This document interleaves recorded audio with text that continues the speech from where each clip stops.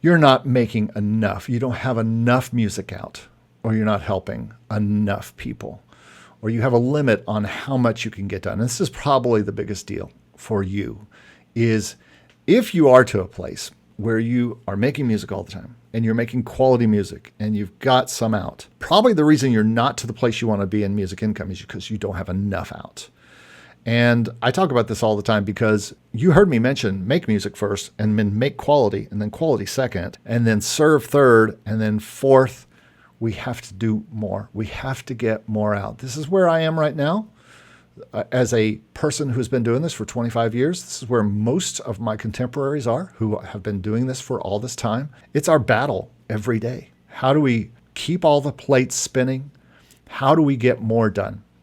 How do I get enough music made that it's going to satisfy all the libraries, all the clients, and my own selfish music desires and goals? And how do I get all that done and yet still have a personal life, still get enough sleep and eat right and exercise and do all these things? How do I do all those things? How do I balance all that? Maybe you have gotten to a point where you are making great quality music that clients love, that libraries love, people love, but the roadblock is making more.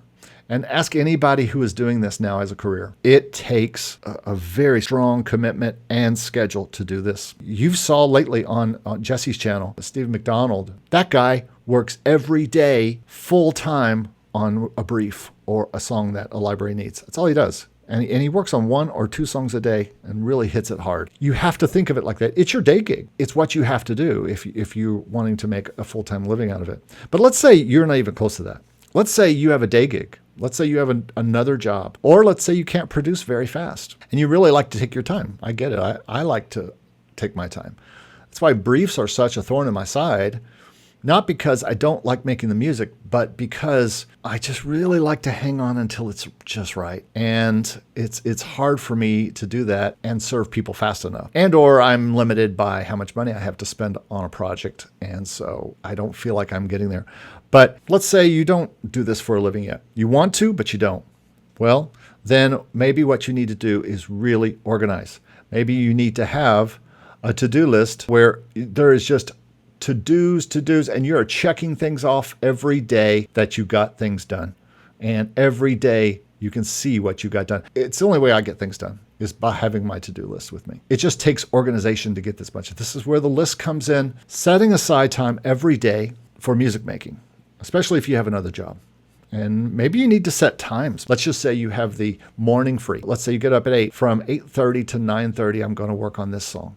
From 9:30 to 10:30, I'm going to work on this song, and on and on. You can set up that way. Maybe you need to set times and just schedule harder. Maybe you need to do things like get my do everything checklist. If you're releasing music and you want to make sure you do everything. Again, it's another checklist. It's another checklist like my to-do list. It's another to-do list for making sure you've done everything with the song that you have. It's a non-exclusive song and you're going to release it to Spotify and you're going to put it in stock music and you're going to put it on all these places.